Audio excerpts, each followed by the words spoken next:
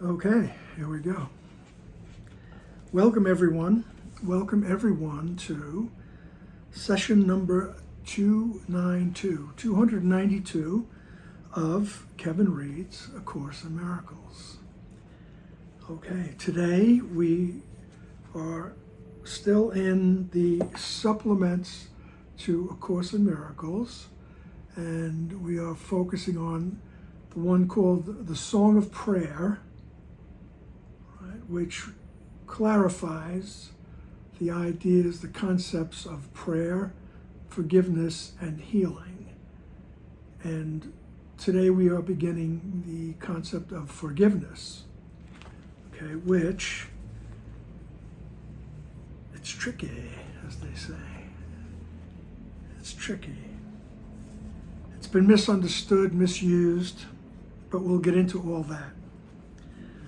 This is another example of the Course in Miracles taking these Christian, so-called Christian words and Christian concepts and, sort of,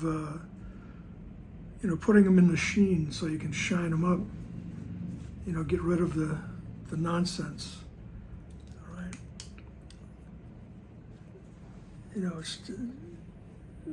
Dr. Wapnick once said it's like Jesus' way of saying, of correcting, saying, look what you've been doing in my name for the past 2,000 years. So, but anyway, forgiveness. This is the introduction. Forgiveness offers wings to prayer, to make its rising easy and its progress swift. Without its strong support, it would be vain to try to rise above prayer's bottom steps, or even to attempt to climb at all. Forgiveness is prayer's ally, sister in the plan for your salvation. Both must come to hold you up and keep your feet secure, your purpose steadfast and unchangeable. Behold the greatest help that God ordained to be with you until you reach to Him. Illusion's end will come with this. Unlike the timeless nature of its sister, prayer, forgiveness has an end, for it becomes unneeded when the rising up is done. Yet now it has a purpose beyond which you cannot go, nor have you a need to go. Accomplish this, and you have been redeemed. Accomplish this, and you have been transformed. Accomplish this, and you will save the world. All right? So accomplish this forgiveness. All right? Get to the point where it's unnecessary. But remember, it is a progression. It's a journey, right? As Jesus would say, a journey without a distance, right? So, but accomplish this and you have been redeemed, right? Accomplish this and you have been transformed. Accomplish this and you will save the world.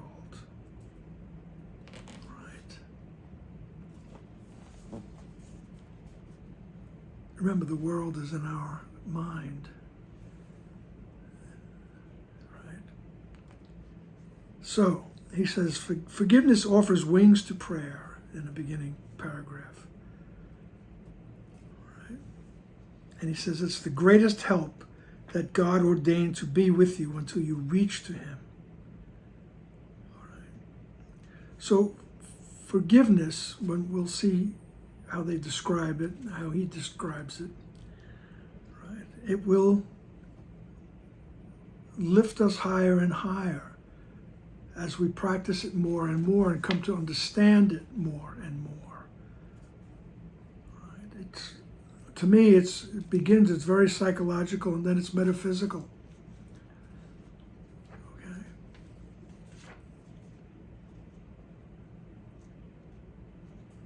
Unlike the timeless nature of its sister, prayer, forgiveness has an end. All right? Because once we get to the point where, as they say, we have seen the face of Christ, which is the innocence. We realize the innocence. We realize there is no sin, there is no separation, therefore there is no guilt. When we get to that moment of realization, the need for forgiveness disappears. It's no longer needed, right? And it helps us to rise to that state of true prayer, right? Which is just the communication with your Creator.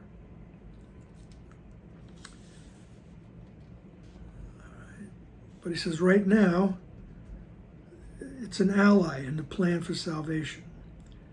And both prayer and forgiveness must come to hold you up and keep your feet secure and your purpose steadfast and unchangeable. All right? And he tells us, but if you accomplish this and you have been transformed, when we get to that point where we realize there is no separation, there's only innocence, there's no guilt, we are transformed. Right? And the world is saved because there's no more projection of guilt. Right. So the first section is called Forgiveness of Yourself. Now, there's, in the other sections, they will get into more and more description, more and more explanation of different aspects of forgiveness, different mistakes that have been made throughout the course of human history. All right, so the first thing we want to focus in on is forgiveness of yourself. No gift of heaven has been more misunderstood than has forgiveness. It has, in fact, become a scourge, a curse, where it was meant to bless, a cruel mockery of grace, a parody upon the holy peace of God. Yet those who have not chosen to begin the steps of prayer cannot but use it thus. Forgiveness' kindness is obscure at first, because salvation is not understood and not truly sought for. What was meant to heal is used to hurt, because forgiveness is not wanted. Guilt becomes salvation, and the remedy appears to be a terrible alternative to life. All right, so he's telling us right at the onset, no gift of heaven has been more misunderstood than forgiveness.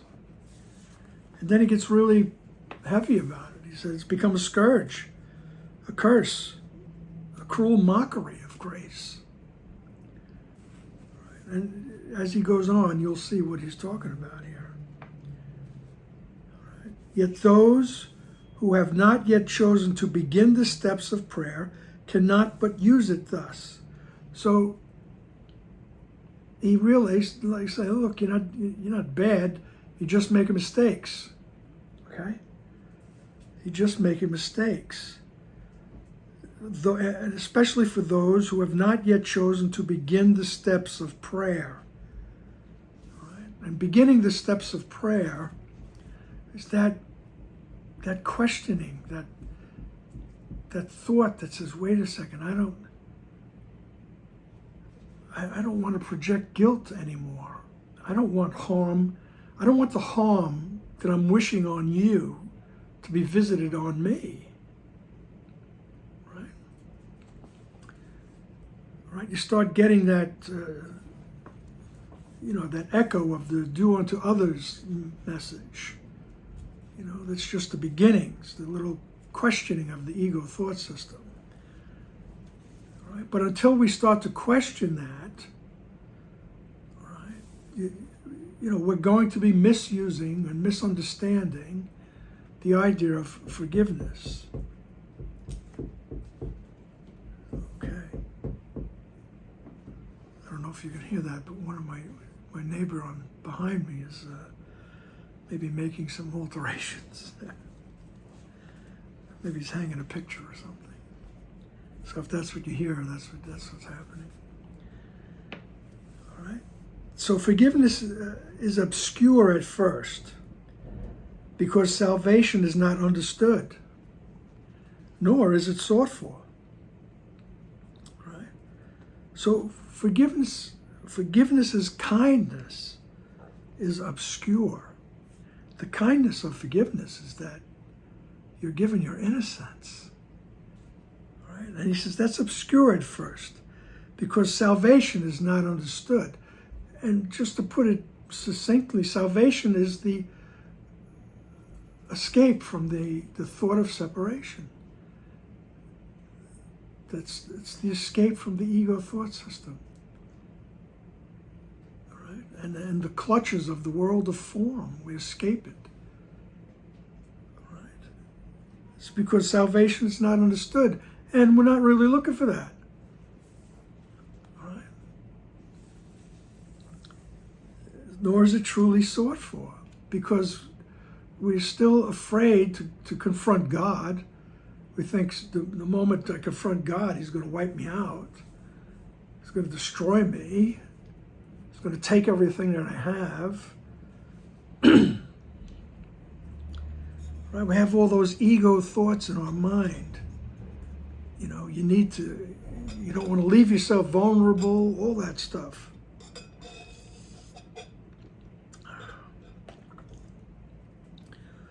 So we're not that eager to look for the innocence of everyone we come in contact with. And so what was meant to heal is used to hurt because forgiveness is not wanted. All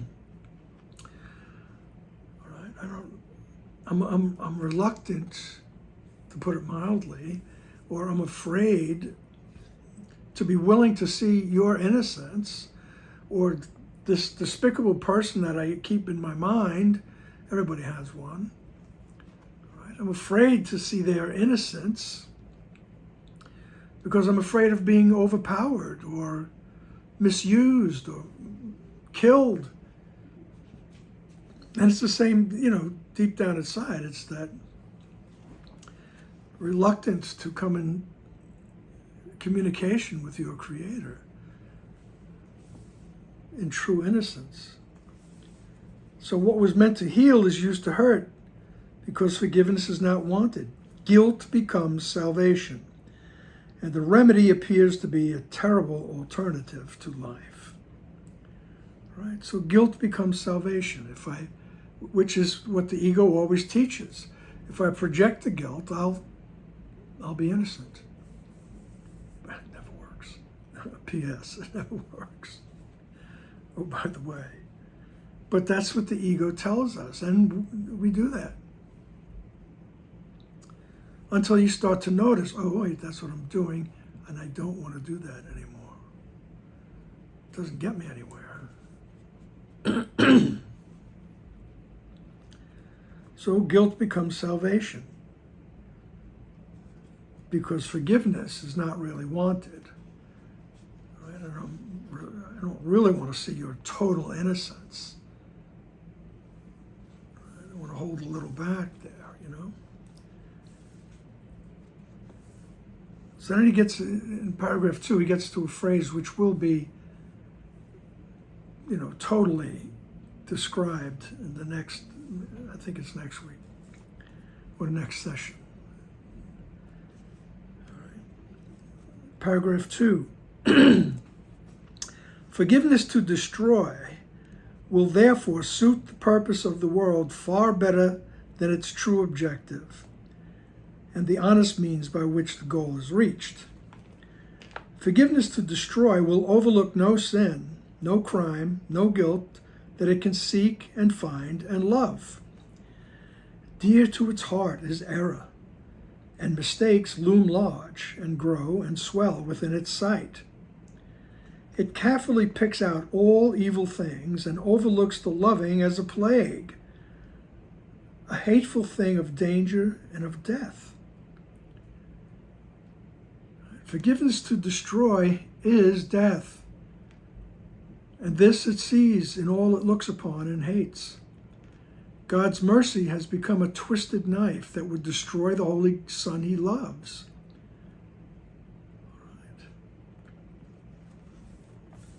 So forgiveness to destroy, in brief,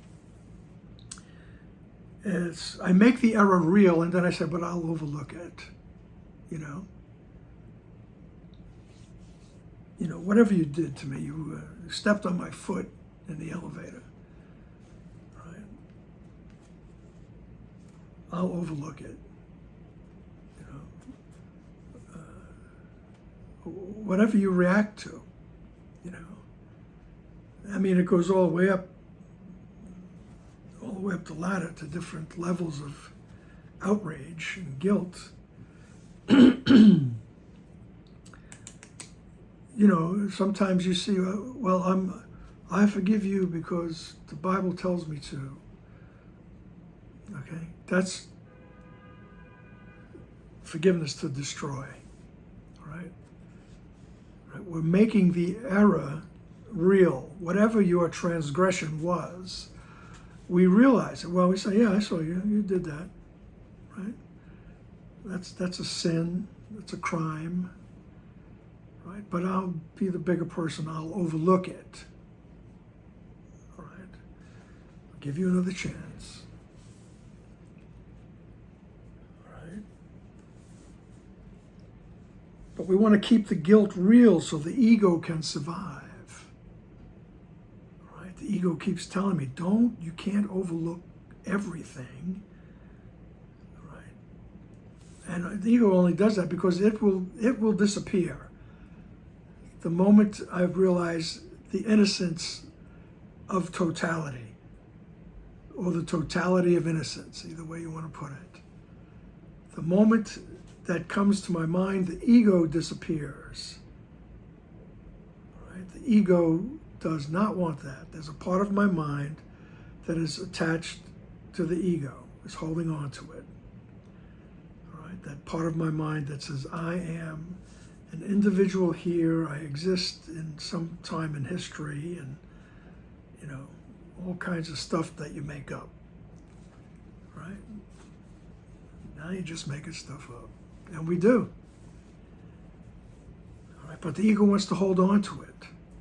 So I will make your sin, so to speak, your error, I'll make it real. And I make it real by getting upset about it.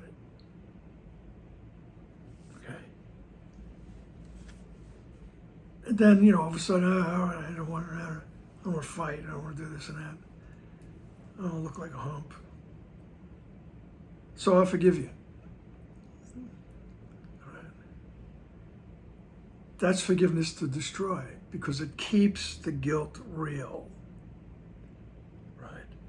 And it takes a lot of work, well, for me, a lot of work, to notice what I think is the transgression, right? What you're doing to me, or you're doing to society in general, right?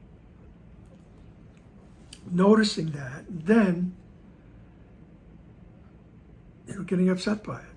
That's the process of the ego.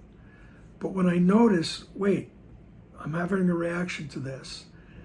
If I come into my mind, if I'm willing to see correctly. There has to be a willingness to see correctly. And you could fool yourself too, you know, until you realize, well, I'm not really willing to let this one go, you know. But there has to be a willingness. I'm willing to see the truth. And we could use any word, innocence. I'm willing to see the innocence. I'm willing to see correctly. I'm willing to have my ego vision corrected. And that's the process. That's the process of forgiveness, right? Instead of just saying, you know, you're a sinner, but I forgive you. All right? So that's forgiveness to destroy in brief.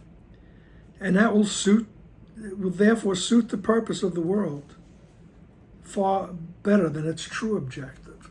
So it will suit the purpose of the world, which is to continue. The ego world wants to continue. So by keeping guilt alive, the ego world continues. Right?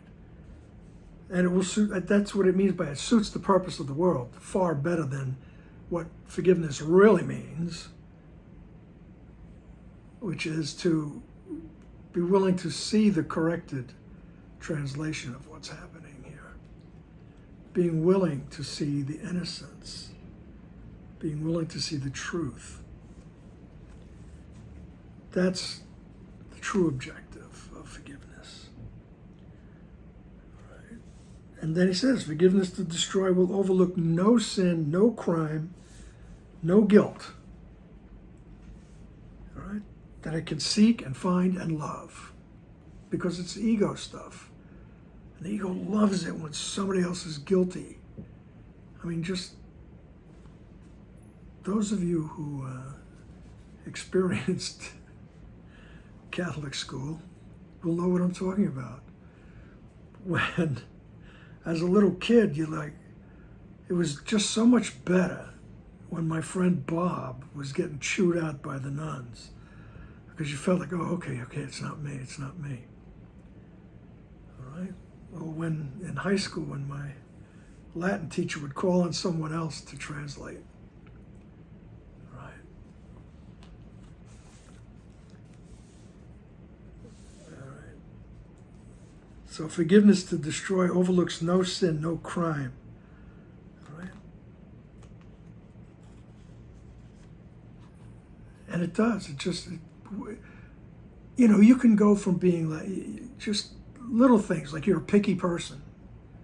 Oh yeah, I'm very picky. I don't like I don't like their shoes. I don't like the stuff they eat. I don't like the way they talk. And it goes all the way up. I mean, it goes all the way up to out and out, full-blown hatred. Right? And as we see it manifest in this 21st century here. I mean, it seems to be blossoming, although it's always been there. It's always been there. I think that we have, more access to instant communication. Everybody's got a camera. Everybody's taking pictures and posting things, and so you see the insanity quickly.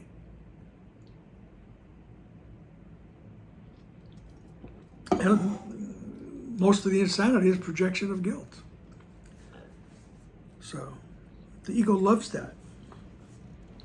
That's why the ego likes to disguise itself like, I'm a good guy, I forgive everybody.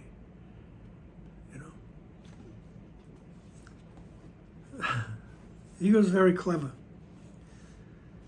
Right? I think it's in the text where it says it's foolproof, but it's not God-proof. Right? In the presence of truth, it disappears.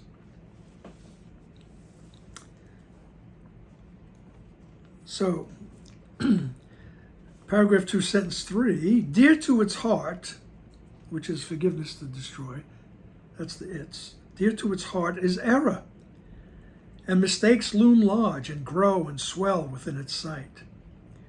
It carefully picks out all evil things and overlooks the loving as a plague, a hateful thing of danger and of death. All right, it overlooks true forgiveness as if it were death itself.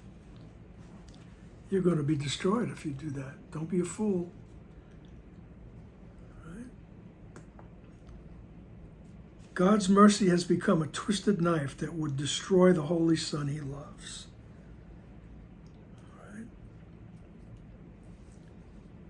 And I have a little note here that says, many have infused their belief system with ego principles.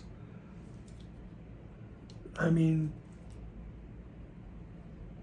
it's so obvious in the world today that what are considered, religions, or whatever you want to call it, spiritual paths, or,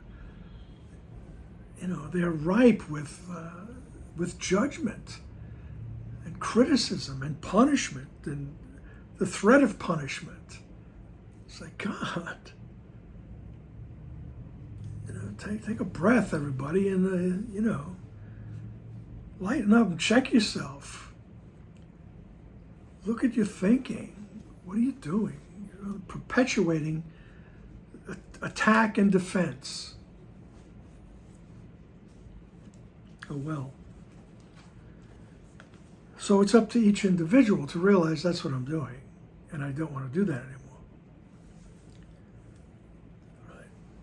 Because, as Dr. Wapnick would say, with that smirk on his face, remember, there is no one out there. Okay. Paragraph 3. So after all that, he says, would you forgive yourself for doing this?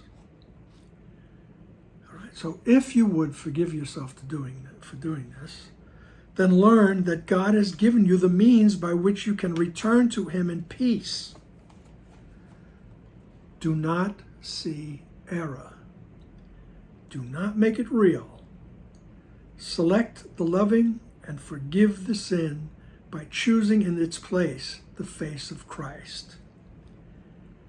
How otherwise can prayer return to God? He loves his Son. Can you remember him and hate what he created? You will hate his Father if you hate the Son he loves.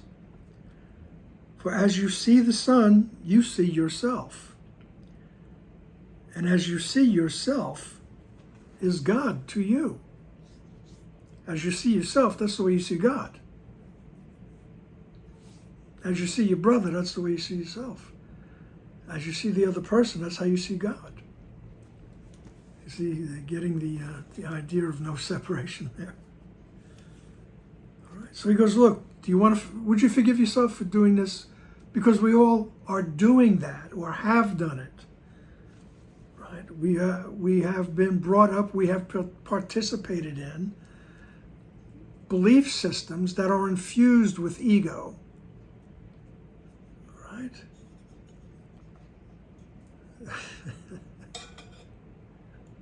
I'm thinking of my grandmother right now.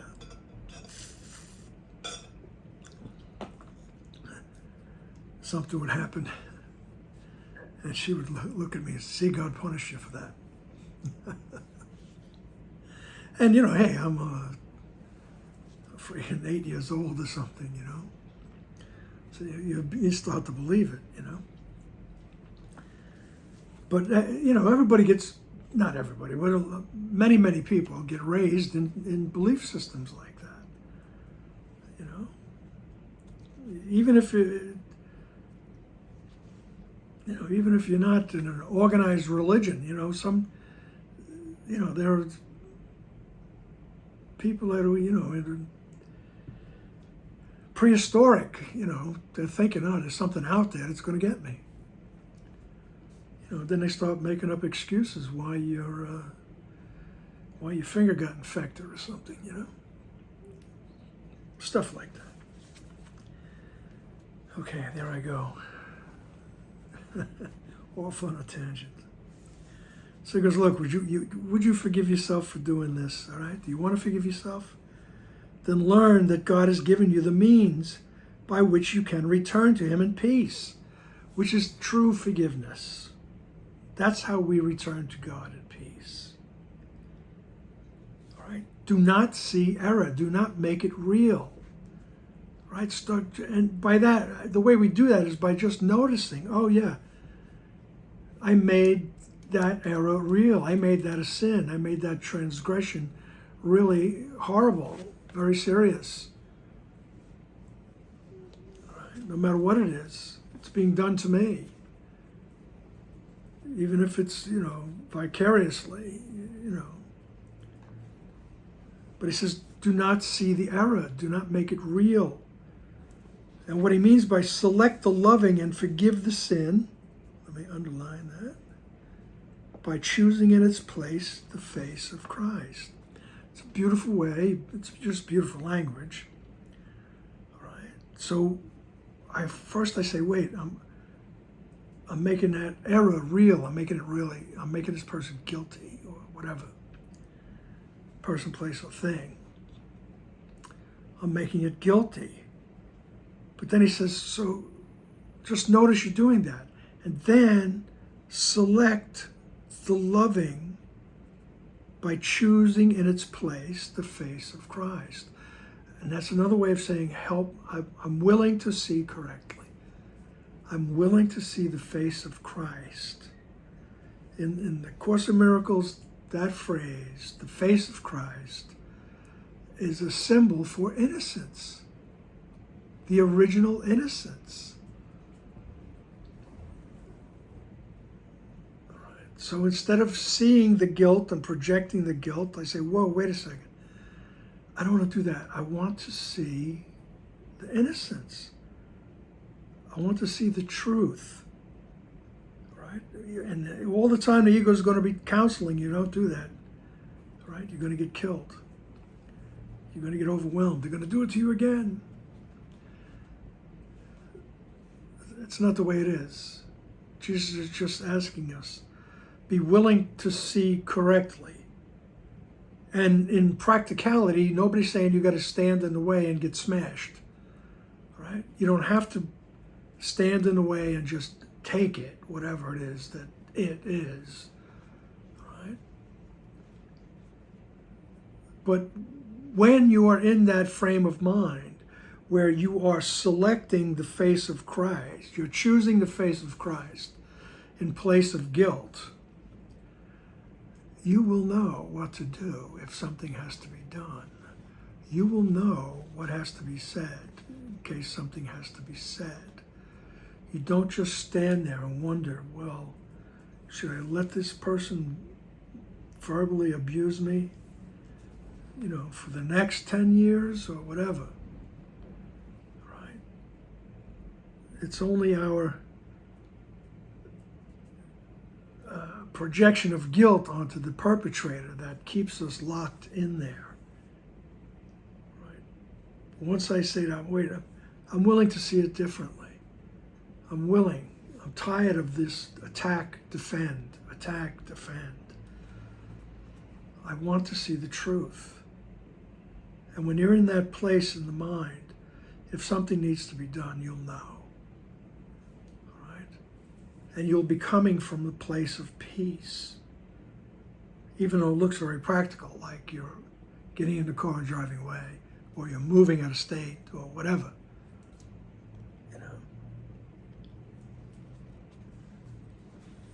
You're doing it without rage. Sometimes people in psychology forums, they'll say a lot of people cannot leave a situation unless they get angry, right? So there's a job or even a marriage or a friendship or who knows, your bowling team or something, You don't want to be there anymore for whatever reason. And they say most people, a lot of people, not most people, many people feel that they need to get angry first so they have a good excuse. Right? They don't need to do that. Right? Because that anger is only projected guilt. Okay? That's what I mean. This forgiveness, and the whole course is very psychological until it rises up to the metaphysical. All right. So do not see error. Do not make it real. Select the loving and forgive the sin by choosing in its place the face of Christ. All right. How otherwise can prayer return to God? Right. He says this is the way you return to God. This is the way prayer becomes eventually true prayer. Just existing with God, hanging out with your Creator. Right. because the Creator loves what He created, right, which is you.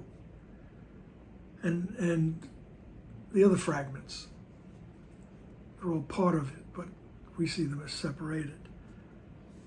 But He loves His Son. He loves His creation. Can you remember God and hate what He created? Right. You will hate His Father if you hate the Son that He loves. Right. For as you see the Son, you see yourself. Now, this is projected guilt. It's repressed and projected. So as you see the other, you see yourself, really. All right. For as you see the Son, you see yourself. And as you see yourself is God to you. As you see yourself, that's the way you see God.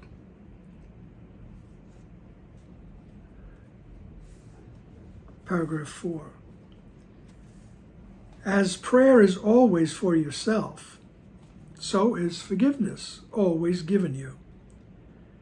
It is impossible to forgive another, for it is only your sins you see in him. You want to see them there and not in you. This is why forgiveness of another is an illusion. Yet it is only the happy dream in all the world. Right? Yet it is the only happy dream in all the world. Forgiveness of another is an illusion, but it is the only happy dream in all the world. The only one that does not lead to death. Only in someone else can you forgive yourself. For you have called him guilty of your sins, and in him must your innocence now be found. Who but the sinful need to be forgiven? And do not ever think you can see sin in anyone except yourself. Should maybe make a post-it note of this and keep it posted all around your house.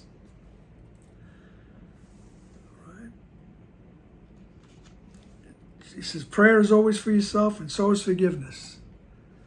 Right? It's impossible to forgive another, for it is only your sins you see in him.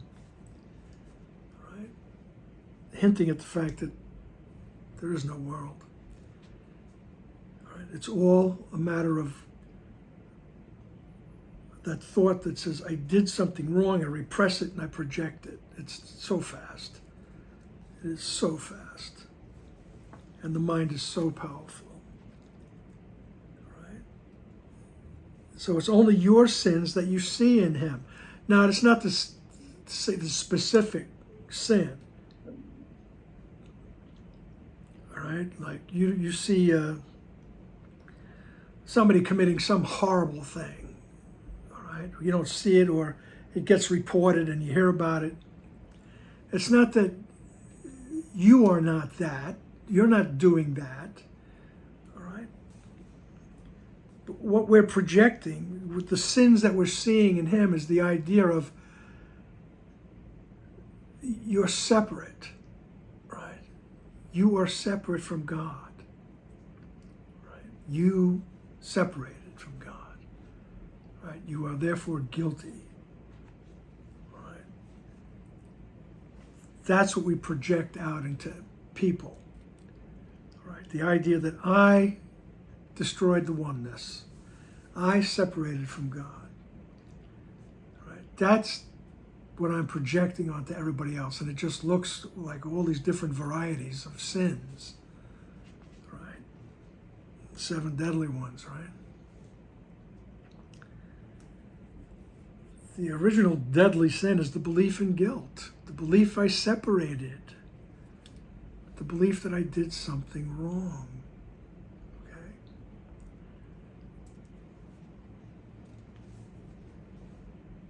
So it's impossible to forgive another, for it's only your sins that you see in him.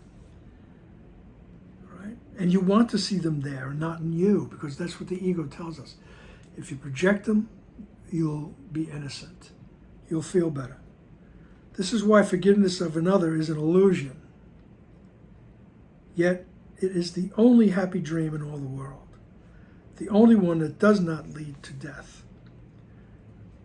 Because only in someone else can I be forgiven. Only in someone else can you forgive yourself, because that's where we think we are. We think we're all, billions of individuals here, doing all kinds of things, and there's, they can all become the repository of my guilt, right? And he says, so that's where you're going to find your innocence, by being willing to have your vision of them corrected, have your perception of them corrected. Because after a while, you got to say to yourself, it can't be everybody. Jeez, God, every day. So you get to the point where you hate everybody because they're all doing something. So he says the only way to, and then you realize you're projecting your own self-hatred, right? You've judged yourself as guilty. And he says, so you can find your own innocence in the others, because that's where we believe we are, in a world of others. Right? And the way we do that is by being willing to have my perception corrected. I have to go into the mind. You can't use ego means. You have to go into the mind, right? To the place that remembers your innocence. And you ask it to guide you. Help me. I'm willing to see the innocence. Because your innocence is given you the moment you do that. Right. And the more we work on it, because everything seems to be incremental in our experience. It's like building up muscles. You do enough bicep curls and all that. All right. And then one day it dawns on you that you're innocent, and so is the world. There's no more guilt to be projected. The world is saved. All right. That is why forgiveness of another is an illusion. It is the only happy dream in all the world. All right. The only one that does not lead to death. Only in someone else can you forgive yourself, for you have called him guilty of your sins, and in him must your innocence now be found. A very poetic way of saying what we just said. Right? So it's in the other where my innocence will be found.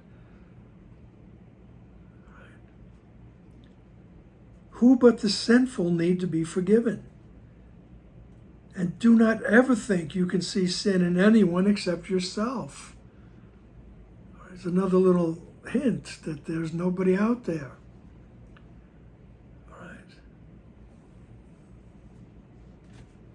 Don't be afraid.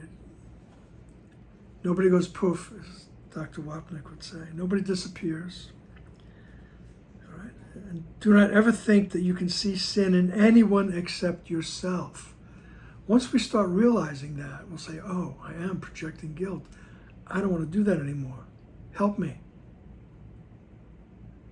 Help. I'm willing to be different. This is the great deception of the world, and you the great deceiver of yourself. It always seems to be another who is evil, and in his sin, you are the injured one. How could freedom possibly be if this were so? You would be slave to everyone, For what he does entails your fate, your feelings, your despair or your hope, your misery or your joy. You have no freedom unless he gives it to you. And being evil, he can only give of what he is. You cannot see his sins and not your own, but you can free him and yourself as well. Right?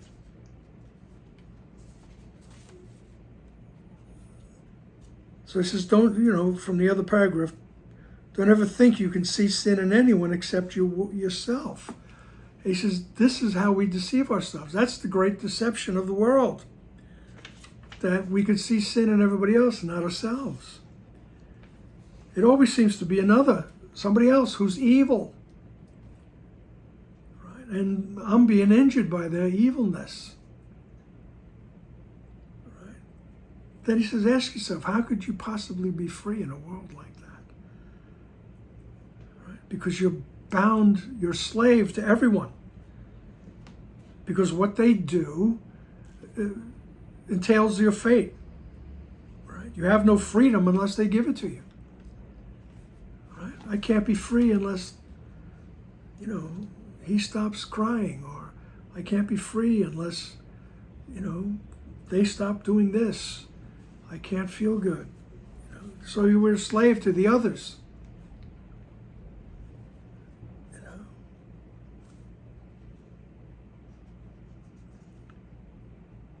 You would be a slave to everyone, for what he does entails your fate. Right? What he does entails your feelings, your despair, your hope, your misery, your joy. It relies on everybody else. Right? And being evil, he can only give of what he is. Right? You cannot see his sins and not your own. But you can free him and yourself as well. Right? He says, you can free him and everybody else and yourself as well through the true practice of forgiveness, which is selecting to see the innocence instead of what I think I'm seeing.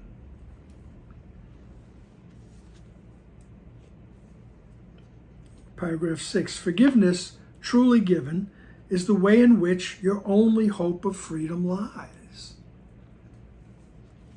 Others will make mistakes, and so will you, as long as this illusion of a world appears to be your home. Yet God has given all his sons a remedy for all illusions that they think they see. Christ's vision does not use your eyes, but you can look through his and learn to see like him. Mistakes are tiny shadows, quickly gone, that for an instant only seem to hide the face of Christ, which still remains unchanged behind them all. His constancy remains in tranquil silence and in perfect peace. He does not know of shadows. His the eyes that look past error to the Christ in you. So forgiveness truly given is the way in which your hope, the only hope of freedom lies. Otherwise, we're going to be tumbling around in this ego thought system for, until the end of time. The only hope of freedom lies in that being willing to replace the thought of error and guilt with help me to see correctly. I'm willing. Right? I'm willing to see the face of Christ. I'm willing to see the innocence. Right? However you want to verbalize it. I'm willing to have my perception changed, corrected. Right? Remember, you check yourself on the willingness thing, okay? All right. Yet God himself has given all his sons a remedy for all the illusions they think they see. He says, look, everybody's going to be running around making mistakes, and so will you. All right? Because you believe this is your home, this world, this existence. I have to do things. So you're going to make mistakes. All right? Yet God has given all his sons a remedy for all illusions that they think they see. There's a remedy for everything that our senses report to us. And that is the process of forgiveness. I'm willing to see the truth. All right? There's a remedy for all illusions that they think they see. Christ's vision does not use your eyes, right? But you can look through his and learn to see like him. Right? While we believe we have eyes, they can report innocence back to us instead of every transgression. Right.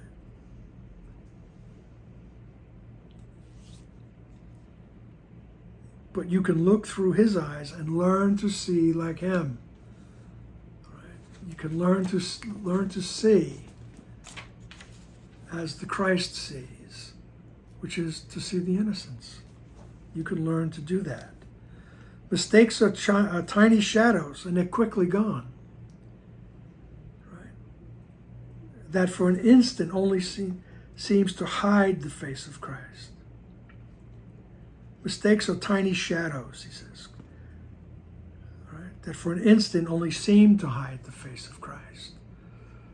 Right? So these transgressions only seem to hide the face of Christ for an instant. Yet, the innocence, the face of Christ, right, still remains unchanged behind all the illusions. There's the truth. There's the ultimate innocence. Right. So he's talking about the face of Christ here. His constancy remains. So the innocence remains in tranquil silence and in perfect peace. It's always there, waiting for us to tap in. Right? The Christ does not know of shadows. Right? His the eyes that look past error to the Christ in you. Right? So we ask to see with the eyes of Christ, and we will look past error to the truth.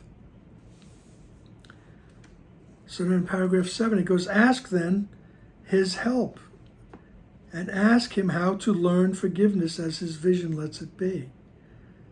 All right? Ask then his help, and ask him how to learn forgiveness as his vision lets it be.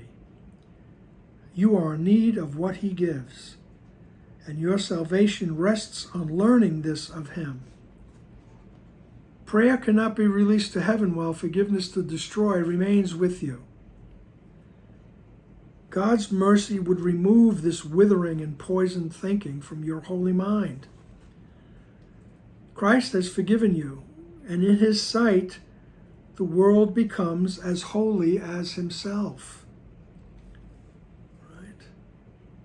Who sees no evil in it sees like him. For what he has forgiven has not sinned, and guilt can be no more. Salvation's plan is made complete, and sanity has come. All right? There's no more guilt. Sanity has come. And you could see how this is a process very quickly described, where he says, ask his help. All right? Ask help from the Christ in you. Any way you want to see it, verbalize it. All right? Imagine it. Ask then his help, and ask him how to learn forgiveness as his vision lets it be. So I'm willing. I'm willing to see the truth. All right? I'm asking his help. I'm willing to see willing to see forgiveness as his vision sees it. Right? He says you are in need of what he gives. And your salvation rests on learning this of him. So my escape from the ego thought system rests on learning this. Right? The idea of the true process of forgiveness. Because prayer cannot be released to heaven while forgiveness to destroy remains within you.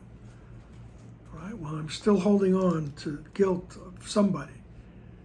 Because that prayer can't rise to the awareness of true prayer. The awareness of the connection with the Creator. As long as I think some part of creation is outside. It's guilty. God's mercy would remove, all right, it would remove this withering and poisoned thinking from your holy mind. All right, so this idea of making the sin real, that forgiveness to destroy. Right? He says God's mercy will remove it. Right? This withering and poisoned thinking, he says, remove it from your holy mind. Christ has forgiven you. All right? So you're already innocent. All right? And in his sight, the world becomes as holy as himself. Who sees no evil in it sees like him. Right? So when the world eventually reflects only the oneness and the innocence to me, I will be seeing as the Christ sees. Right? And that's the goal. And that is what will happen. Who sees no evil in it sees like him. For what he has forgiven is not sinned. For what he has forgiven is not separated, never separated from God. And guilt can be no more. Salvation's plan is made complete and sanity has come. Salvation's plan is complete, the ego is gone. There's the realization of the innocence. And sanity has come. And I always like the use of that word sanity here because the Latin root of the word sane is sano. Sano. Health, healthy. The saying was mens sana in corpore sano. A healthy mind and a healthy body. You can see how the Romans were really connected to the body until they weren't. All right. Paragraph 8. Forgiveness is the call to sanity. All right. It's that call to the healthy thinking. Forgiveness is the call to sanity. For who but the insane would look on sin where he could see the face of Christ instead? This is the choice you can make, the simplest one, and yet the only one that you can make. God calls on you to save his Son from death by offering Christ's love to him. This is your need, and God holds out this gift to you. As he would give, so must you give as well. And thus is prayer restored to formlessness, beyond all limits into timelessness, with nothing of the past to hold it back from reuniting with the ceaseless song that all creation sings unto its God. It's beautiful writing, beautiful thoughts. So forgiveness is the call to sanity. Right? And who but the unsane, who but the unhealthy mind would look on sin instead of looking on innocence? Right? This is the choice that you can make. The simplest one yet the only one that you can make. God calls on you to save his Son from death by offering Christ's love to him. Very poetically speaking, God's not calling on anybody. But God calls on you to save his Son. In other words, to remember the innocents. Right? And thereby saving ourselves from death, which is, like he says, there's no life outside of heaven. Right? So thinking that I'm separate from the oneness is death.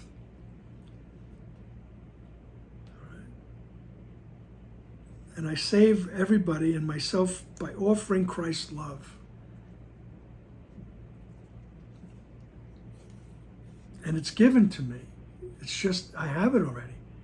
I just have to realize it. And he says, as it's given to you, give it. Right?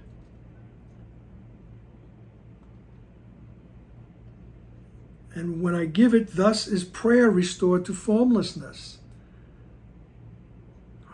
Prayer is restored to that communication.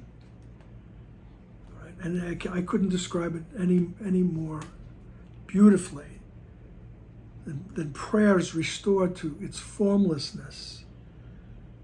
Right? Beyond all limits into timelessness, with nothing of the past to hold it back from reuniting with the ceaseless song that all creation sings to its God. Just let that soak in. It's wonderful. But to achieve this end, you must first learn before you reach where learning cannot go. All right? But to achieve this end, you first must learn before you reach where learning cannot go. Forgiveness is the key. But who can use a key when he has lost the door for which the key was made, and where alone it fits? Therefore, we make distinctions so that prayer can be released from darkness into light. Forgiveness's role must be reversed and cleansed from all evil images and hateful goals. Forgiveness to destroy must be unveiled in all its treachery and then let go forever. There can be no trace of it remaining if the plan that God established for returning be achieved at last and learning be complete. All right? So forgiveness to destroy must be unveiled. In other words, be vigilant for when I'm doing that. All right? Because it's treacherous. And he says there can be no more trace. There can be no trace of it remaining. All right. He says forgiveness is the key.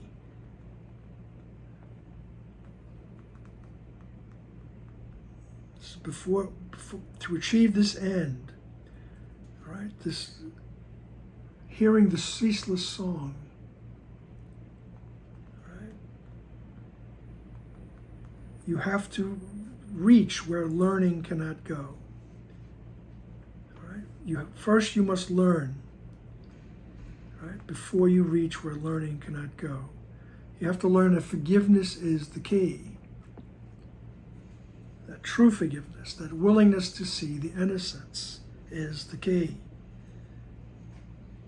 All right? And when we're holding on to guilt, he says that has to be unveiled. And it comes in those disguises. You'll see the disguises here in the next section.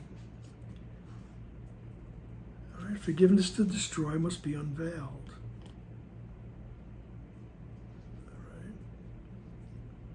There could be no trace of it remaining if the plan that God established for returning be achieved at last and learning be complete. All right. This is the world of opposites, paragraph 10. And you must choose between them every instant while this world retains reality for you. You must learn alternatives for choice, or you will not be able to attain your freedom. Let it be clear to you exactly what forgiveness means to you, and learn what it should be to set you free. The level of your prayer depends on this, for here it waits its freedom to ascend above the world of chaos into peace.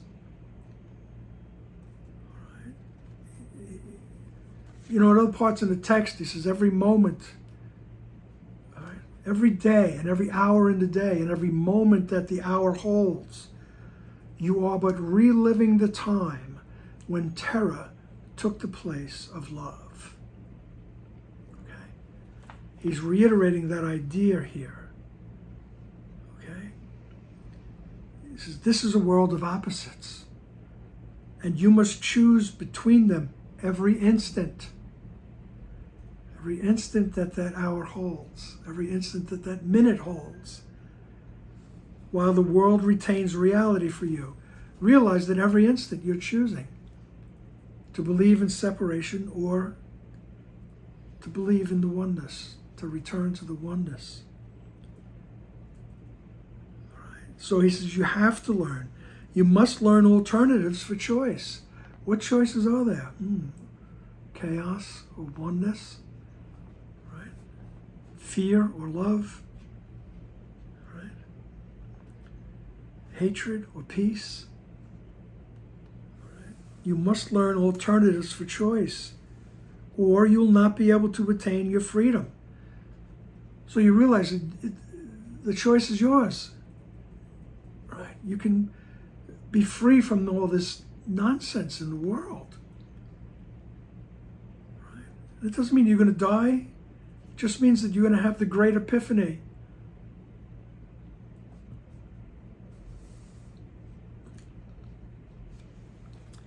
You must learn alternatives for choice, or you will not be able to attain your freedom. Let it be clear to you exactly what forgiveness means to you, and learn what it should be to set you free. So learn what forgiveness really is. It's that willingness to be shown the innocence. You don't have to figure it out. You just have to be willing to see it.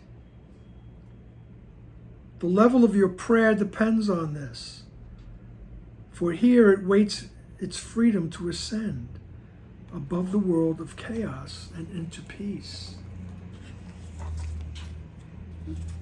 So the level of my prayer, the level of my communication with my Creator is waiting on my choice to learn what forgiveness really is. And the more I practice, the more I am willing to see the innocence, higher up the ladder of prayer you go. Alrighty then. So, let that be a lesson to you. No. Just digest that, and we will come to the next section where he really describes the idea of forgiveness to destroy. All right? But remember, you're choosing every instant. Right? Peace or chaos. All righty then. See you next time.